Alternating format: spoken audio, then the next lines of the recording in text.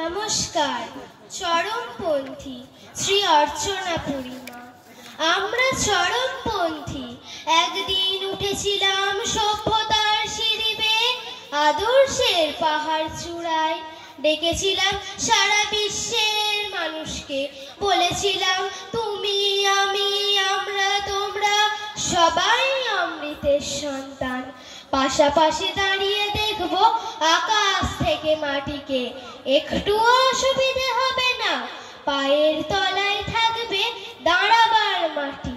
সবাই মিলে ভাগ করে খাবো মাটির মায়ের দেওয়া অন্ন, সবার কুলিয়ে যাবে, কেউ থাকবে না উপসী।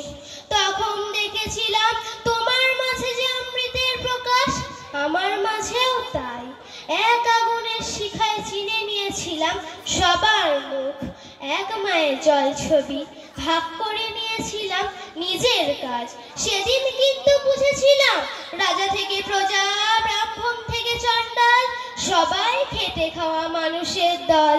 দিন থেকে রাত, রাত থেকে দিন বেশ চলছিল। নমস্কার। খুব সুন্দর।